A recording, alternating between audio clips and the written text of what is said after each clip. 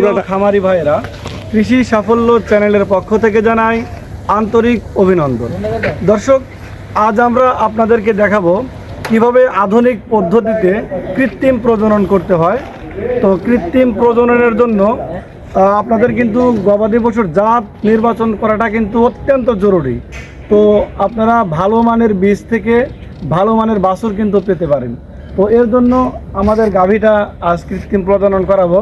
তো আমরা ব্রাক কোম্পানির সিমেন্টটা বেছে নিয়েছি। তো দর্শক, দেখতেই থাকুন।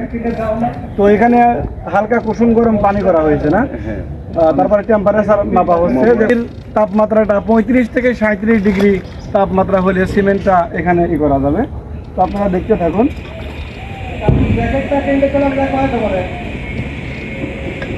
এখানে সিমেন্টটা কিন্তু সুন্দরভাবে নিয়ে পানির মধ্যে দেওয়া হয়েছে। এখানে 1 মিনিট সর্বোচ্চ। তো এখানে আমরা 1 মিনিট রাখতে পারি না, সর্বোচ্চ 60 সেকেন্ড। 60 সেকেন্ড। আচ্ছা। তো এখান থেকে তাপটা স্বাভাবিক নিয়ন্ত্রণে আসলে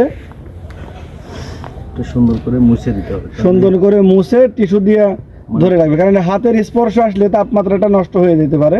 তারপরে শুক্রাণু মারা যাবে এবং এবং এতে কিন্তু শুক্রাণুটা মারা যায়, যার কারণে টিস্যু পেপার দিয়ে এটা ধরে রাখা হয়েছে।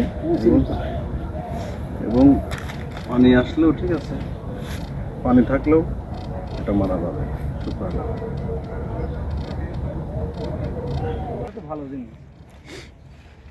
তো দর্শক, আপনারা দেখতে পাচ্ছেন এটা কিন্তু হ্যান্ড গ্লোভসের মাধ্যমে এটা প্রজননটা করানো হয়, যাতে বাহিরের কোনো জীবাণু না আসে। আমার আশা লাগবে। দর্শক, আপনারা দেখতে পাচ্ছেন আমাদের খামারে মানে নতুন বকনা বাছুর প্রথম হিট এসছে। তো সেই গাভীটাকে আমরা কৃত্রিম প্রজনন করাবো।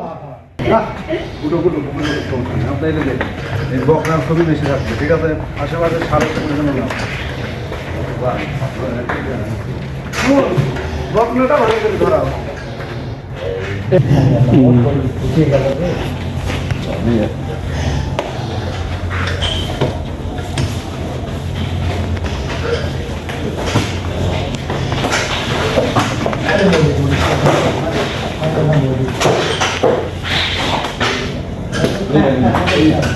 দেখেন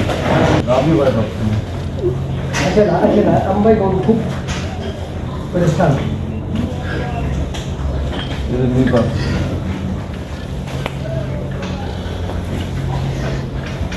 তো আপনারা দেখতে পাচ্ছেন এখানে কিন্তু গাভীর যে এটা পরিষ্কার করা হচ্ছে, তারপর এখন সিমেন্টটা দেওয়া হবে।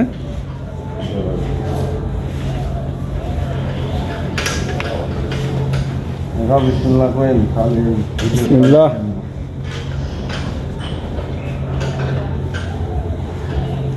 সবুজ ঘাস রেডি রাখছেন।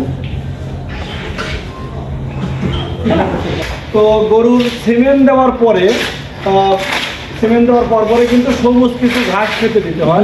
তো এটা আপনারা অবশ্যই করবেন বীজ দেওয়ার পরে। আমাদের চ্যানেল সর্বসময় বিভিন্ন কৃষক এবং খামারিদের গল্প তুলে ধরে থাকে। ভিডিওটি ভালো লাগলে অবশ্যই লাইক, কমেন্ট, শেয়ার করতে ভুলবেন না।